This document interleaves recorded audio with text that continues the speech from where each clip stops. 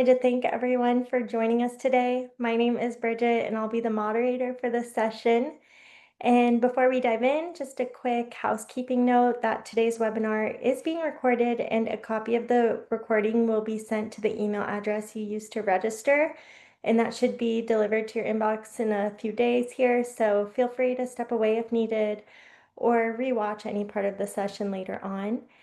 Today's event is brought to you by Responsive for CKD, an online community for patients, caregivers, and healthcare professionals supported by Otsuka Pharmaceutical. We're also proud to be partnering with Cookbook, a nutrition-forward platform offering delicious recipes and practical tools for those living with CKD, as well as Happy Health Nutrition, a virtual private practice specializing in kidney health. We're especially excited to welcome back a familiar and much loved member of our community, Lauren Levy. And today, Lauren will be sharing her expert insights on how to stay healthy and thrive during the summer months with CKD. Welcome back, Lauren. We are thrilled to have you with us again. Thank you, Bridget, and thank you so much to Responsible for CKD for having me back. I love speaking with you guys and enjoy the community very much, and so this is always a fun thing for me to do. And I'm really excited today to talk about summertime and CKD, and really a lot of the topics we're going to be talking about today also apply to general health. So if you're thinking about, well, how does my CKD affect the other people in my household or how I eat?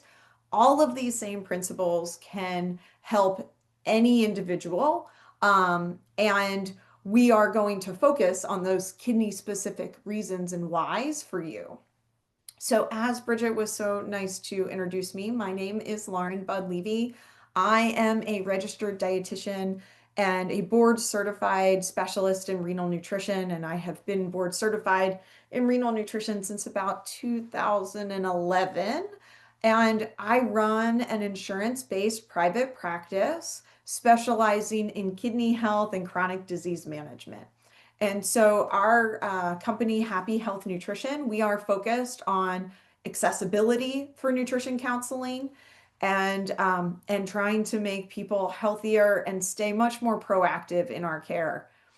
I also am the director at Cookout.org, which is a nonprofit whose mission is focused on kidney healthy cooking and nutrition information for plant-based eaters.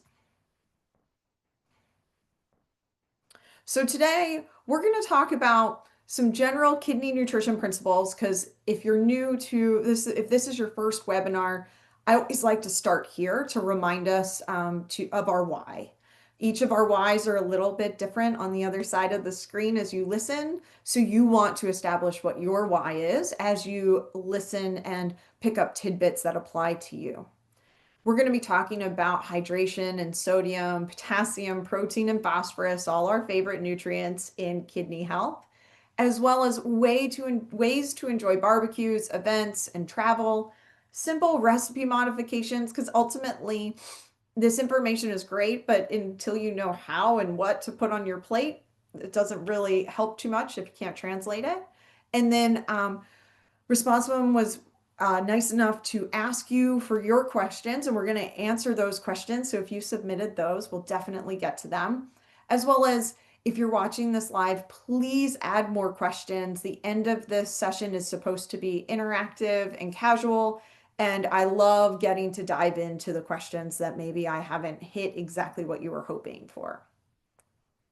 So let's talk about general goals for nutrition care.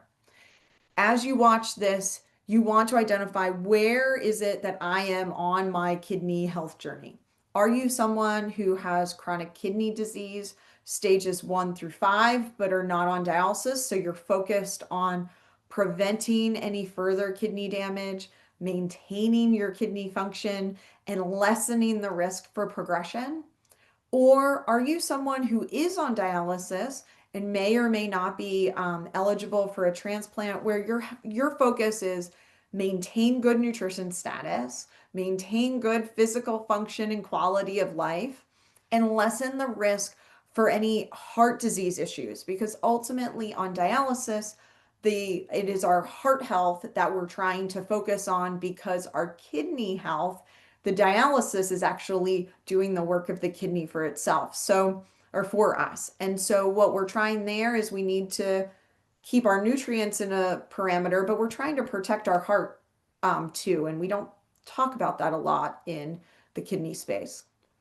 Or are you somebody who has had a transplant where this is a special gift of life that you're wanting to maintain your good nutritional status and kidney function and honor that person who donated that kidney to you, minimize the risk of rejection and maintain or try and minimize the side effects of medications.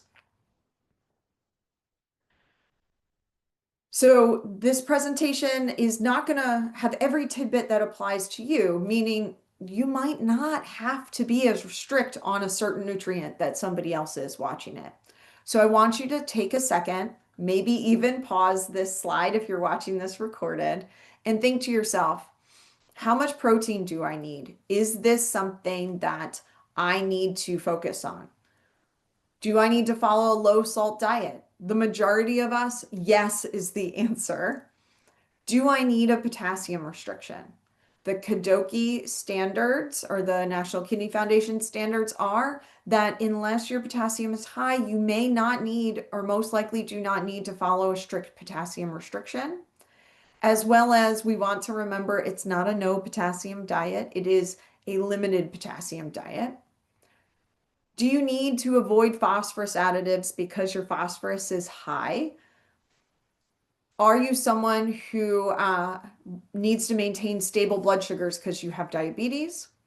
And really, we want to take into account overall health. We don't talk about this a lot in the kidney space, but we want to move more. We want to stress less, and we want to sleep better. And I don't know about you, but these are my daily goals. And all of these really help to reduce blood pressure, maintain body weight, and really improve quality of life. And we don't want to forget about those overarching principles of quality of life. That is ultimately why we are here. So, the majority of people who progress their kidney disease to end-stage renal disease and require dialysis have diabetes. High blood pressure and diabetes are the two main causes of end-stage kidney disease. We cannot ignore diabetes, nor should we, when we talk about nutrition. And so you want to make sure, if you are someone who has diabetes and CKD, that you focus on your plate coming from the majority being non-starchy veggies. You want half of your plate to be non-starchy vegetables. You want to reduce added sugar in recipes and learn to identify where that added sugar may be hiding. Incorporate movement throughout the day, and especially after meals. When we are full and our blood sugar is rising, active muscles are hungry muscles, and so we want to walk or move after we're eating. Consider fruit as a dessert, as well as enjoy yourself, enjoy your food. Food should be not only nourishing, but enjoyable, and it absolutely can on any healthy diet. So let's break down those kidney-friendly or kidney-specific nutrients. Salt and water. I always combine these because for a few reasons. One, when we have our labs drawn and you see your blood sodium, that is not indicative of the amount of salt you eat, and it's important to know that. Your blood sodium is much closer related to your hydration. And so if you are someone that has a high sodium result, your doctor will most likely encourage you to drink more water. Salt and water love each other. They're magnets for each other. And a high salt diet can increase blood pressure. And we don't want to increase blood pressure because that added blood pressure can damage the kidneys further. We also want to be aware of any fluid restrictions. So in the kidney space, oftentimes you're told, drink more, stay hydrated. Don't stress out your kidneys by being hydrated and dehydrated. And then all of a sudden the script flips later in CKD. If you're on dialysis, you know this well, that you are most likely encouraged to limit the amount of fluids that you drink. And summer can be a really hard time to do that because it's hot. And some of our favorite things to eat count as fluids. And anything that is liquid in our mouth, including ice cream, counts as a liquid. And so if you're on a fluid restriction, this can be hard. So you want to identify right now to yourself, do I need to drink more or stay adequately hydrated? Or do I need a fluid restriction? Because you're going to want to take those tidbits into account. It's always good to utilize no added salt canned products to remove any extra salt you might not be realizing you're getting. Consider using frozen or fresh vegetables. These are great options. Frozen meats, however, you do want to make sure you read the label. When we freeze veggies, we often blanch them or flash boil them quickly and then freeze them very quickly. We don't end up adding salt to them. However, frozen meats, many times they will add additives, both salt and phosphorus additives. So you want to read the label of the bag of frozen meat that you're picking up. We want to allow people to add salt at the time of the meal, at the table. It's so much easier to do that. So make your foods low sodium. It is not that inconvenient for the person who finds that to be a little less salt than they prefer to just sprinkle on some for themselves. Consider or make sure to focus on drinking the recommended amount of fluids. If you're someone that doesn't traditionally feel thirsty and fluid is hard for you to remember to do, you may want to do things like set timers or set yourself a goal in order to get enough in, especially in the hot summer months. And always water is best. You can definitely have other things to drink. We want to avoid empty calories like in juices or sodas, but things like sparkling water that don't add any calories are usually a great choice. We oftentimes don't need those electrolyte drinks unless we are exercising for more than an hour. And many times those can come with added salt, added phosphorus, added potassium, because those are electrolytes, a lot of those. So what does count as fluid? All of these on the screen count as fluid. Jello, your morning smoothie, hot soup, if you're getting that in 100-degree heat, or cold soup. The electrolyte drinks, alcohol of any sort. Ice counts as fluid. Ice cream or sorbets, coffee and tea. Anything that is liquid in your mouth counts as fluid. If you're on a fluid restriction, there are some really nice ways to cool yourself down without having to drink more than you should. One of my favorite and tastiest options are frozen grapes. Grapes are a low potassium fruit, and this is one of my family favorites for my children when they were younger, is to freeze some grapes and bring them out on a hot day, and they can be quite thirst quenching. Chewing gum can help. Getting your water really cold or having some ice. Use a cold towel on the back of your neck. It can really cool you down quickly, and then you're not ingesting any water. Stay in the shade and avoid the heat of the day. So just don't put yourself in a position where you're overheated. Can be a great way to help to maintain your fluid restriction. Drink as much as you need and no more, and not put yourself at risk.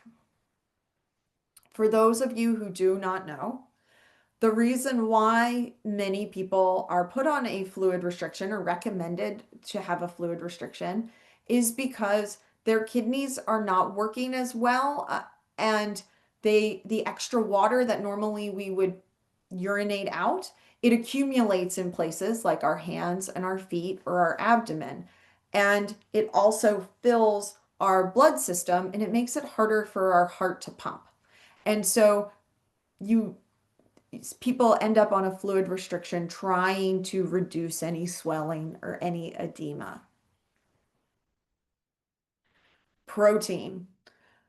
Light up that grill. It is summertime. And many times when we think about the grill, we think about meat. And so it can be a hard ask of many people to look for vegetables or vegetarian options when grilling, especially if it's just foreign or unknown to you, right? So meat can be, especially animal meat, animal meat can be high in potassium and it's harder on the kidneys than plant-based options. We want to know and identify what has protein on our plate. So you can absolutely get enough protein without having meat, but you don't want to fill your plate without the protein because we need protein to eat or to survive and live, and so it deserves its place on your plate. We just want to balance that protein out with veggies and sides. Consider grilled vegetables. They're great options. Barbecued tofu is a good choice as well. Bean sides that can add protein that are cold can also be great options. And veggie burgers or meat substitutes can be good options as well.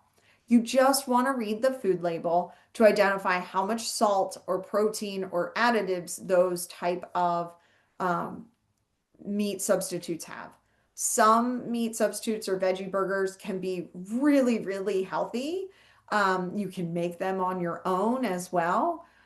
And some are trying to be meat. There might be more protein than you can handle.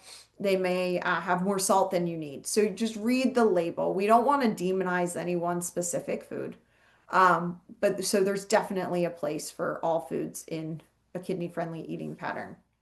And don't forget to watch out for things like barbecue sauces, rubs, preserved meats like hot dogs or the imitation meat that might have more salt than you realize.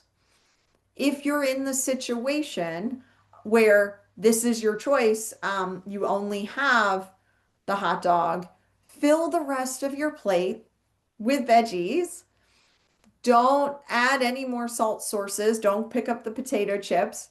And then utilize that salt for the meal from that higher salt source. So balance the plate with a lower salt source. And then when it comes to potassium, potassium can get you in the summer, I'll be honest, because if depending on what part of the country you live in, I live on the East Coast, and here on the East Coast, this is our growing season, and the plethora of amazing fruits and vegetables are here, and we love them. And so sometimes we can just overdo it a little bit. And so we want to know what foods have high potassium on our plate if you need a restriction. And you want to balance that plate by mostly choosing lower potassium foods so that everything can fit easily. Don't forget, because sometimes healthcare professionals forget to let people know that there's a decent amount of potassium in that brisket you're cooking or that meat you're eating. You want to stick to moderate portions of the meat because it is a potassium source as well as a protein source. Think about things like grilled veggies. Grilled onions are amazing. Zucchini and eggplant can be fabulous on the grill. Uh, Read the labels of barbecue sauces and things for potassium additives. So you want to make sure that you're avoiding any type of potassium additives. The salt substitutes oftentimes have potassium chloride instead of sodium chloride. So you're intending to reduce the salt, and here you've on accident upped the potassium. Watch out for your overall portion size. And when it comes to things like baked beans or bean dishes, if you have If you have high potassium, you need to worry about potassium in your foods. Consider soaking your beans overnight, especially those canned beans, because a lot of potassium can be removed from soaking overnight. And so that's a great way to continue to incorporate such a wonderful high fiber source in a safe way. So let's look at some easy swaps. Instead of serving cooked greens, you can go for arugula or kale. Those are definitely lower in potassium. And if they're not cooked, they're going to be lower because cooking greens reduces the size. So we get more greens in a smaller volume, which is what increases your potassium. We talked about this on the last slide. Go from regular beans to soaked beans. Consider swapping honeydew for watermelon. Watermelon is a much lower potassium source than the honeydew or the cantaloupe. Instead of having just slices of watermelon, think about a mixed berry salad with fruit salad. So the thing about watermelon or melons in general is we tend to slice them up and put them on our plate, which is fabulous. However, the portion size when we're trying to estimate how much are we getting, everything is usually in half cup servings for fruit. A half cup of watermelon many times is not even one slice, depending on how big your watermelon is. So if you're someone that has a hard time with portion control and you don't want to eat half the watermelon, which would be a good choice to not eat half the watermelon, put the watermelon in a mixed berry fruit salad so you're getting that taste of your favorite fruit, but you're much easier naturally controlling that portion. Swapping out something like brisket for grilled tofu is a much lower potassium source. Switching the potato salad for a macaroni or green salad, and going from ice cream to sorbet can be alternate sources as well, or changes. So let's talk about those potassium pitfalls. We really want to think about, instead of picking on tomatoes and saying, "Oh, it was that slice of tomato I had on my sandwich." Let's look at the bigger picture and consider where are large volumes of potassium potentially coming into my eating pattern. First and foremost, things like smoothies and juices, they take a large volume of fruit and we blend them down and into a smaller volume and then we drink them, right? And so if you can't eat the amount of volume you're blending down because it's too big, it's probably going to be too high in potassium. Juices go one step forward because we remove the pulp or the fiber, and now that potassium hits our system real quick, real fast because there's nothing slowing it down. I talked about melons on the last slide, so just thinking about your portion size of your melon is important because the melons can not always terribly high in potassium, but it's our portion size that can get us. The meat portions can definitely get us. Stick to that quarter of a plate. I love to call this farmer's market FOMO. You go to the farmer's market or a fruit stand or your local grocery store and you see the peaches that you have been waiting for all year and they're rock hard. And all of a sudden, you get them home, you're waiting, a couple days go by, and they go from rock hard to perfect. And in another 24 hours, they're going to go from perfect to moldy. So now you got to eat them all. Well, eating them all is more potassium than your body may be able to handle in that situation. And so doing things like putting fruit once it's ripe, putting fruit into the refrigerator, sharing it, allowing yourself to eat the food over multiple days, and not get in that FOMO state of I gotta have it now because it's going to be gone or going to go bad. And the garden haul. Making having a garden is a great way to stay healthy. When we do our garden haul and we reap all the rewards of our effort that we're doing, we just want to remember, don't sit in front of the TV or with a family member and wash all those cherry tomatoes that you just cleaned off that bush or the plant and pop them like candy. They are nature's candy. They are wonderful, but when we eat them down from that big haul that we might have taken, we very quickly can overeat our potassium that way. So just taking these things into consideration can be really, really helpful. It's not about nevers and avoids. It's about being mindful of the choices you're making. And then we've got our buddy phosphorus. We always want to read the food labels. If you are someone who is in later stages of kidney disease, you probably know phosphorus well. If you're someone that's earlier on, you may not, this might not be on your radar. If phosphorus is normal for you, I always encourage my patients to read labels to become aware of phosphorus additives and choose another food that doesn't have phosphorus added to it.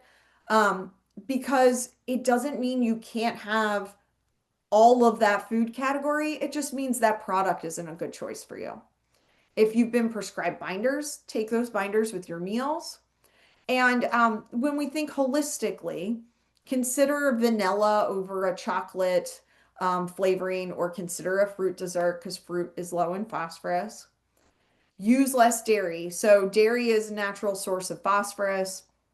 So you could switch out, instead of ice cream, you could go sorbet, or instead of milk-based ice cream, you could do oat-based ice cream, because that dairy has more potassium and phosphorus than the non-dairy versions.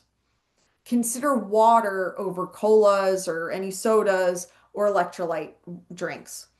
These things can, the colas have phosphorus or phosphoric acid, and a lot of the vitamin waters and electrolyte drinks can often have phosphorus added to them, which we're just absorbing very quickly and easily. So choosing water is always best. So let's talk about all this summer fun we're going to have. The time that we're recording this, it's early June. It's not yet, you might not have started all this summer fun, and it should be that. It should be fun. Summer is a great time to spend time with loved ones, explore a new place, or revisit a place that you really enjoy in the warmer months. So during travel, we want to think about setting up a schedule. We set up a schedule when we travel as it is. What am I going to see today? Who am I going to see today? Right? There's no difference on how we want to set up how we eat. Consider, if you're going on a road trip, bring healthy snacks with you. If you are staying at an Airbnb or in a hotel that has a small refrigerator, or even in a hotel that doesn't have a refrigerator, go to the grocery store and pick up some snack bars, or apples that are shelf stable. Or if you've got a buffet in the morning and as you leave, grab a piece of fruit, take a yogurt up to the room, have healthy snacks available for you that make it easy and convenient so that you can stick to your general eating pattern. I always encourage people to plan 2 healthy meals and to not skip meals. Meaning, if you have done a good job with how you're eating, you're not going to get run down, famished, and make a poor choice and then regret it. This also allows for you to have some indulgence. Travel and vacation is short term, and we want to enjoy it. So if we have a base of health, then we can easily enjoy the indulgence and stick to our overall eating pattern. And then when we come home, we can then go back to what we were doing. And always bring a water bottle wherever you go to stay hydrated. At meals, try and avoid those salty and fried options. Fill your plates with vegetables and then moderate portions of protein. If you're just looking out for this, you're going to feel less ick, that travel ick, that bloated ick, and you're going to feel more energy to continue on about what you want to do. Move your body throughout the day. So plan ahead. If it's going to be hot outside and you're avoiding the heat, start early or end late. Do it with fun. Make it fun. Consider a walk break if you're doing a lot of sitting type travel, meaning like going to visit relatives where you sit all day and visit.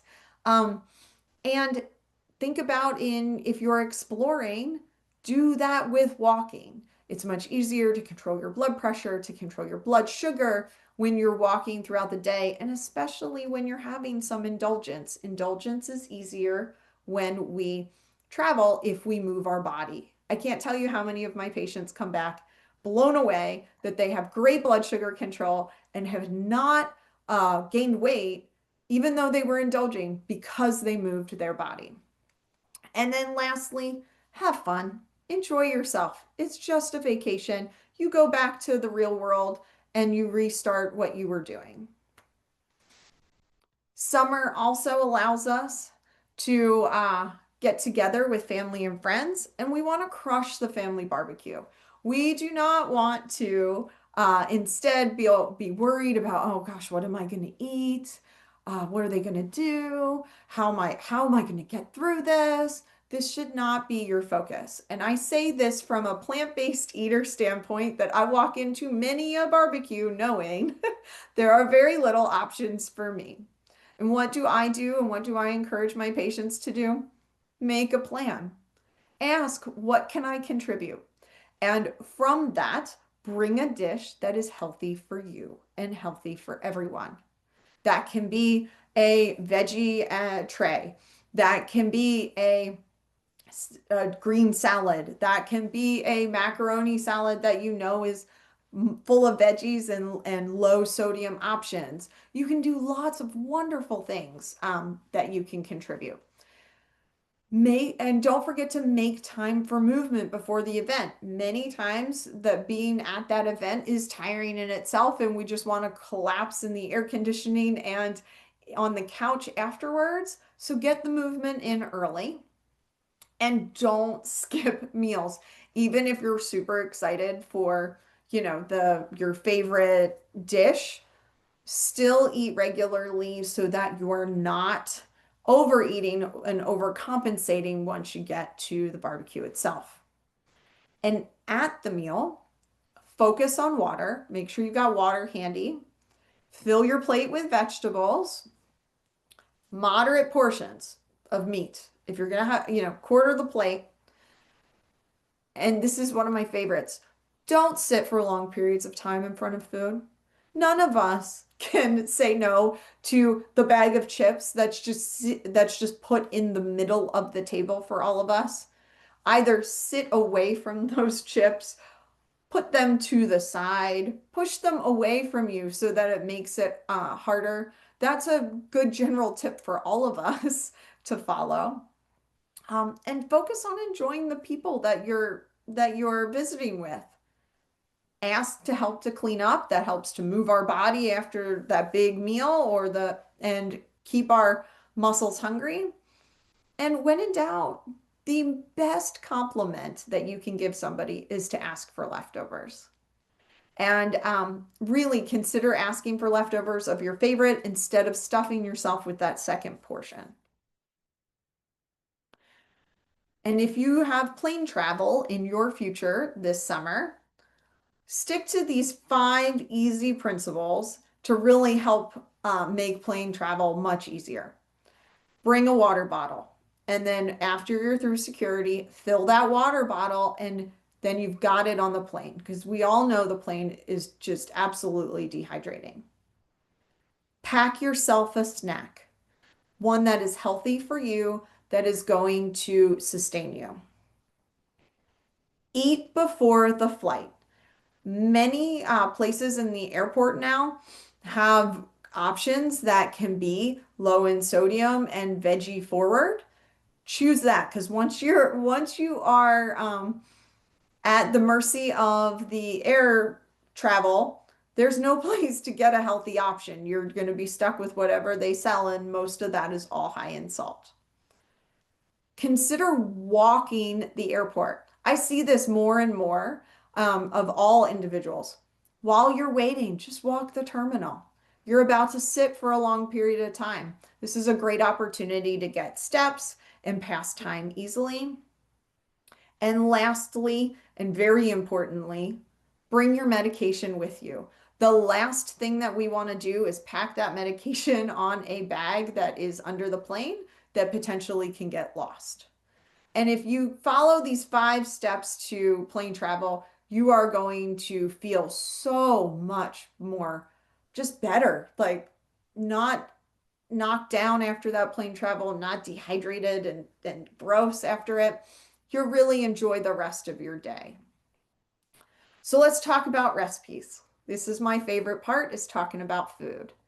So if you attended any of our other webinars, and I highly recommend, if this is your first, to go back and watch others, you'll know that there's a gamut of health. Swapping one ingredient or multiple ingredients to reduce sodium or potassium or phosphorus or extra calories can still allow your favorite dishes to have great taste. So you don't have to remove everything. You can just remove 1 or 2 things or swap them out, and really maintain the rest of the dish the way that you are used to and like. So you don't need to make the healthiest version of your dishes. Just one change can go a long way. This is a great no cook, no bake, no heat summertime staple. Cucumber chickpea salad. All of these ingredients are lower in potassium, and this salad is just chop, mix in the olive oil and the apple cider vinegar and the seasonings, and it sits really well. Like, you can keep it in the fridge for multiple days. This is a great thing that you can bring to a family barbecue or keep on hand as a healthy side or a main. Sometimes when I'm at the end of this, when I have like just the bunch at the bottom, a quick lunch for me is to throw some greens and then the rest of all of it on top of it. And now I have this fancy salad afterwards. So you can use this in a lot of different ways. Barbecued tofu skewers can give you that protein source with lots of fiber, moderate potassium, and moderate sodium, and are really fun and delicious. Look how beautiful this picture is. And so this is a great way to still partake in the grilling process and still really have some fun with it. I like, when I do this, I press my tofu ahead, I assemble, I'll do a quick, I usually like to do a little bit of barbecue sauce, then a little bit of olive oil so that they don't burn, right? And then at the end, I do a little bit of barbecue sauce. This allows me to keep it much lower sodium and way flavor forward, because that last little bit of barbecue sauce keeps the flavor on top instead of coating and coating and coating. And then this recipe is one from a fellow kidney dietitian that I know well. And it's a great, fun, healthy option. So this is watermelon sorbet. Chop up your watermelon, freeze it for at least 4 hours. Bring it out of the freezer, allow it to thaw just enough to remove from the baking sheet. Blend it with some lime juice. And then if you need a little extra warm water as you're blending it to get the consistency right, you can do that then. And then you either eat then or put it back in the freezer and enjoy later. So it's kind of a fun, no added sugar option. It's not no sugar, but it's much lower than regular sorbet for sure. And so if you were coming to my house, this is an example of what I might serve you. Appetizers put out on the picnic table might be a veggie tray with hummus, a bagged popcorn like Skinny Pop or one of those lower sodium options, a fruit plate for kids and for everyone, unsalted tortilla chips and salsa. And for dinner, we would have a green salad and some grilled veggies and grilled corn. If for those who want to have some chicken or some animal protein, I would do a barbecued chicken where I rubbed it down with onion powder and olive oil, and then I barbecued it. And then at the end, I would finish with a little bit of barbecue sauce so that it's right at the top of the flavor, like I talked about in the last slide. I'd have some veggie burgers and a macaroni salad. I may or may not add buns because all this stuff would keep me full. I wouldn't need the extra bread. I would use the whole foods, but you might want to use buns if you liked. And then for dessert, fruit with whipped cream could be a possibility. That awesome watermelon sorbet, small store-bought cookies, or a vanilla non-dairy ice cream could be another great option. And so if you joined me at this barbecue, this could be what your plate looks like. You got your water, you've got all these fabulous grilled vegetables with your burger here over lettuce and that sorbet. You would definitely leave this barbecue full for sure. So, think this when you're plating yourself up at the next barbecue you go to. So with that, we did preload some of the questions ahead of time. I really want to thank Responsumum before we start doing the Q&A. I'll thank them again for having me. I love talking about food. I'm sure you can hear that enthusiasm. I'm hoping for warm days because today of this recording, it's rainy and gross. So with that, Bridget, why don't we go through some of our questions? Sounds good. And just to touch on your presentation, we love hearing you talk about food, and the farmers market FOMO is real. I didn't even know that was a thing I had, and you said it, and I was like, oh, I'm 100% guilty of the peaches, but Yes, yes. going into it, let's start out with this first one that was added when someone registered. It says, what are some simple cooling, no-cook vegetarian meals for summertime that will still provide you with enough of that protein? Yeah, absolutely. And I loved this question. I happen to already have put in that cucumber salad. That is a great one because it's chickpeas in there and it's got a lot of protein packed in there. That's a great no cook or cold salad option. Another one that I really enjoy, it happens to also be chickpeas, is a chickpea salad, meaning can of chickpeas, some vegan mayo, or you can use regular mayo depending on your choice. With whatever way you make tuna salad or egg salad to your preference, smashed up. I do in mine personally, I like to add vegan mayo, dill, thin sliced red onion, and carrots. And then sometimes I'll put a little bit of mustard or a tiny bit of pickle relish in there as my salt source. And that's a great one that not only is good over salad or on bread, but it holds up in the refrigerator for a little bit. You can also use tofu that way too, where you blend it and make it like an egg salad too. In addition, I also love a green salad with some nuts and seeds and beans, or you can always take a leftover barbecue chicken or grilled tofu, chop that up and put that in your salad to make sure you got enough protein that way too. So those are some really good go-to vegetarian or very no-cook basic recipes.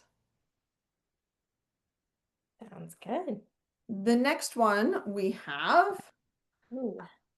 um, so what are some tasty non-alcoholic drinks or mocktails you'd recommend for those of us who want to enjoy the party without the drinking? I have to say, I loved this question. Whoever you are, I hope that you are listening because I love this question.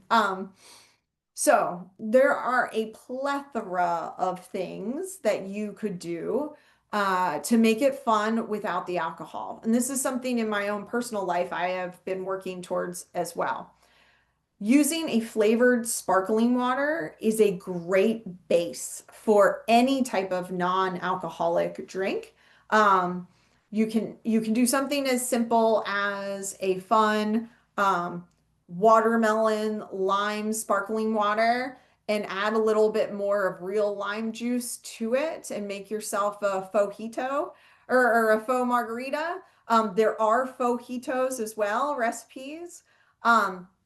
You can do lemonades, or you can take sparkling water and some frozen fruit and some cucumber and muddle it up, which is super fun and enjoyable. Um, there are so many recipes out there that I didn't want to come prepared with one. Instead, I wanted to encourage you all to Google it because you will be surprised at how many there are.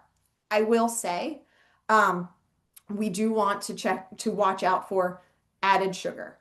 I typically will look at those recipes and any place that that the sparkling water or the equivalent is ginger ale or Sprite or simple syrup. I remove a lot of the added sugar. I try and utilize the whole foods and the berries and things for the sweetness to reduce the added sugar. And I will often, if it calls for honey or things, limit, reduce, avoid, and do it to taste. So you got to experiment for sure. Do I'm you not have sure if any you're mocktails that familiar. are your favorite, Bridget? I was just gonna say, I'm not sure if you're familiar with Liquid Death sparkling waters. Mhm. They just came out with, or I just saw it for the first time. It's like Pinca Colada. It's a pina colada, little tasty one. I Mhm. tried it. It's good. So Yeah, there it we could be a go. good base or like on its own. It was really tasty. So that's one that we like in the fridge for summertime. Yeah, that's If great. anyone comes across it at the store. Oh, that's perfect. Yeah, and even alcohol distributors now are getting on the mocktail bandwagon. And you can't really read a food label on alcohol, so it's very hard to know what is in anything that we drink when it comes to alcohol. But they are making like non-alcoholic versions of their drinks too. So there is that opportunity to have that can, bottle, whatever in hand and not actually consume the alcohol too. Yeah. And then the other one that we pulled out from the submitted questions is why don't I hear nephrologists discuss the value of a renal diet with their patients? And I could do a whole 50-minute presentation on all my thoughts on this. I will try and limit it for the time allowed. Um, I honestly think there are many, many reasons, and they're all individual to the provider that you're speaking with. One thing that I will say is traditional medicine, we are much more reactive instead of proactive. Um, and doctors receive minimal nutrition education during their residency. That being said, doctors are doctors and they have limited time windows and they shouldn't be dietitians. That's why my profession exists. Um, and just like they shouldn't be physical therapists, right? They help us, they have their role, but they shouldn't have to do everything, first of all. Second of all, I do think that, you know, when you're a nephrologist, you are mostly exposed to dietitians and the idea of nutrition during dialysis. Dietitian is mandated by Medicare to be available and see patients on dialysis. And so many times, the only time the nephrologist has ever interacted with a dietitian and thinking about nutrition is way late in dialysis. So it is very hard for them to then be able to discuss the benefits prior to dialysis because they just don't know. The reality is that there are not very many dietitians like myself that are specialized in renal nutrition prior to dialysis uh, and that accept insurance that are accessible to the majority of us. Your insurance does cover your ability to see a dietitian. Absolutely. You do not need your nephrologist blessing. And I think that if there were more dietitians in practice that the nephrologists were exposed to in the renal space, like there is in diabetes, for example, I think this answer would change a lot. Um, and so you are not restricted. If you are interested in nutrition, one, you absolutely have nutrition coverage and you can call your insurance company and find out. Um, Two, you are not limited to physical location. Dietitian licensure is not the same as doctor licensure, and you don't need a dietitian that is in your town or in your state. So if you're having a hard time or your doctor doesn't know someone, because I hear that a lot too, my doctor didn't know who to send me to and I found you, you can get online and you can go look. And you should absolutely find somebody that is accessible in your price point because insurance covers our services. Um, and then it comes down to in the renal space, we are getting into the idea of prevention of progression as a whole. And more and more, I do see doctors valuing the idea of that, of taking control of your blood sugar, your blood pressure, your weight, of your mental health as well, to be able to prevent progression. Like that's what all of us want to do, right? And so I do think that this is changing. If your insurance requires a referral, Medicare and Medicare Advantage are the only two that require a referral generally. And your nephrologist says no, ask why. And if you don't want to be that forward and ask why, it doesn't have to be a nephrologist that refers you to a dietitian. It can be any physician. So choose one that you have a good relationship with. It can be a primary care doctor and you can ask. So if you hit that roadblock, know that there is a way around it. Absolutely and accessible to care. So yes, I will get off my soapbox, Bridget. I swear No, on no, that it's question. important.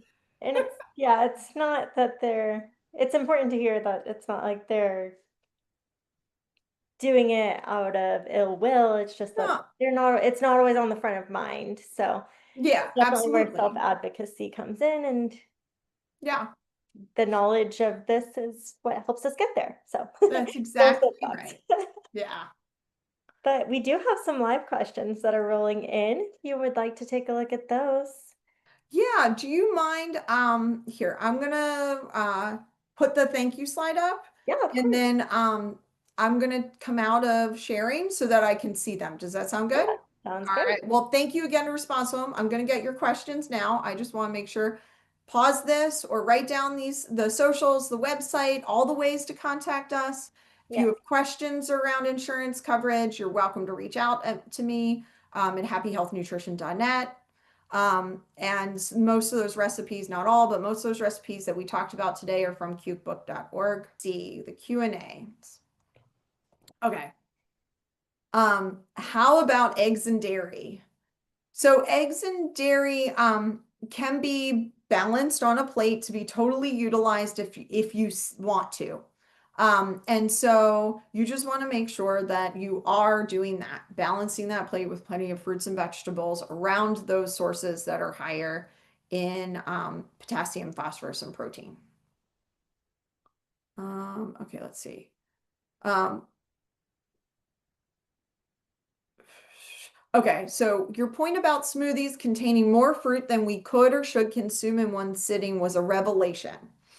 Should we completely avoid commercial smoothie shops, or in your experience, is it okay to make specific requests, amounts, since most smoothies are made from scratch? What I will say is many smoothie shops, not all of them, do have their nutrition information online. And I would encourage you before going to look it up real quick and see what is in your range. And then choose the smallest version that they have because many of those smoothie shops really get big quick. And that does count towards our fluids too. So you definitely can find something if you'd like within there for sure, but just keep to a smaller size. And yes, you are right. You can probably swap out lower potassium options and ask for those changes and requests. I'd also recommend checking out the app stores if your favorite smoothie shop has an app, because I believe Nectar has a like build your own smoothie that you can do in the app, which There can we go. do Yeah. without it, but they might not know, or it might not be on the menu. So maybe your app store could help you do one from scratch as well. Yeah, that's a great idea. Um, why is macaroni salad better than potato salad? Aren't they both pretty starchy? That's a great question. So I chose the swap out for macaroni for potato salad, instead choose macaroni salad because the potassium content of the potatoes in potato salad. Um, One thing that I think all do, myself included, is yes, we make our salad based things that are macaroni or potato very starch heavy when they should be vegetable forward. What I do is I boil my macaroni or I make those potatoes on the side, right? We all do that. And then you combine. I will put the veggies first in the bowl, and then I take a measuring cup and I scoop up the macaroni or potato salad and add it and mix in until I get a more veggie forward salad than starch salad. If you just pour all that macaroni you made into the bowl of veggies, it very quickly becomes a macaroni with vegetable salad. And what we want is a veggie salad with macaroni. And so if you think about it that way, that's a great way to balance it. Um, do you recommend any particular non-dairy ice creams or brands? Um, do you have any thoughts on that, Bridget? Do you like, because for the most part, it's all going to be lower than the dairy version. So I'm actually non-dairy as well, or uh, yeah, I'm Yeah, yeah. non-dairy, gluten-free. So my favorite's Talenti, I believe that's how they have a raspberry and mango sorbet that are really refreshing and Nice. yummy. I think Breyers or Dryers, they're all Yeah. starting to come out with like a non-dairy version of their traditional ones. I typically go towards the sorbets, but there seems to Yeah. be a lot in the aisle now to choose from, which is nice. Yeah, there are a lot in the aisle. And then the other thing that I always like to encourage too, whether it's dairy or not dairy based, are going for the small sample sizes, meaning the Yazo bars, those are dairy based, I think mostly. They're very small, so you're getting that flavor and taste, but not so big. Trader Joe's has those mini cones with the little like chocolate and stuff. Those are all nice because they're small based. The other day I had in my house, I don't remember the brand. It was like a mini ice cream sandwich, but it was like very small. It was like this, and it was non-dairy, gluten-free. Yeah. And it was great because I felt like I got dessert, but I didn't, feel that gross. Oh my gosh, I just ruined that wonderful meal I had. Um, Oh, so for kids, I think it's Johnny's or something. They have them at Sprouts, Target. Popsicles, the cotton candy one tastes just like cotton candy. It's one I feel comfortable giving my son. Those are good too. yeah, yeah, there you go. That's great. Yeah, and mochi, which can be dairy or non-dairy based. Mochi, if you don't know, it's a type of food that is wrapped in like a gelatin, but like they have the ice cream, so it's a nice individual serving. Yeah. And it's frozen so solid that it takes a while to eat, so you can't just like pop it in your mouth and go. That's a great smaller portion size as well. That actually seems like a good transition to this next question Yeah, here I about didn't even someone. mean to. Someone's said that they are visiting Japan this year, their stage one recent diagnosis, and they're concerned about salt intake since they have a historically have extremely salty diets. Do you have Mhm. advice for traveling there? Yeah, absolutely. So, stick to some of these tenets we talked about. Bring your water bottle. Um, Try and plan or go to a grocery store and have some on hand fruit or vegetables or healthy snacks to hold to. Go for veggies when you can. And things that are steamed are a great way to avoid the salt. Um, and any sauces or dips or things like that, ask for on the side.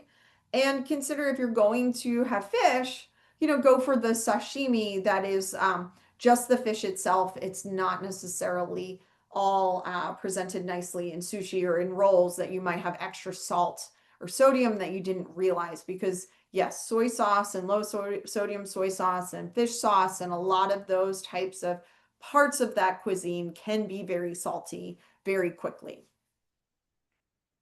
And it looks like we have one last live one here. How much chicken and chickpea can you consume per day?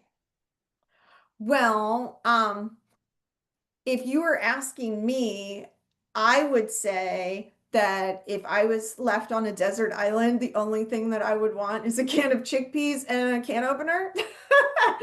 So the how much can I have would be in my weight. Yeah. No, I'm joking. But so chickpeas are a great option because they're low phosphorus, low potassium, and they're a great protein and fiber source.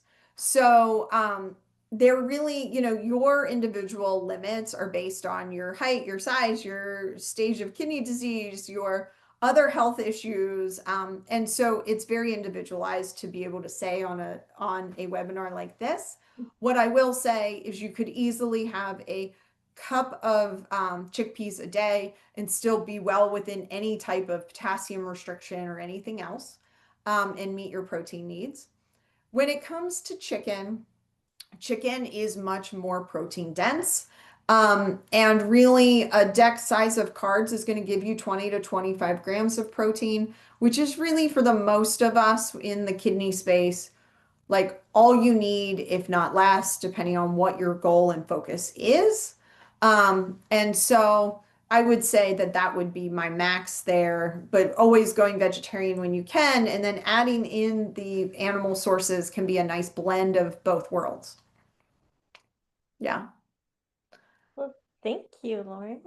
That wraps up our live questions. I will be sending out this email soon within the next couple of days. I'll have everything linked, all of the contact information from that thank you screen. I'll go ahead and link our previous conversations with Lauren as well, because those are a treat. There's some holiday food talks, so you can get ready for colder months ahead. But it's such a pleasure hearing you talk and how the positive outlook that it is meant to be enjoyed and that there's ways that we can achieve that. So this definitely had me ready to go get some frozen grapes.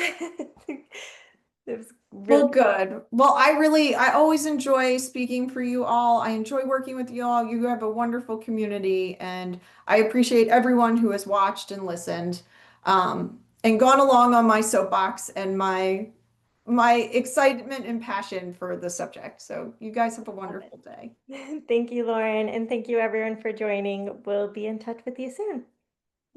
Bye. Bye.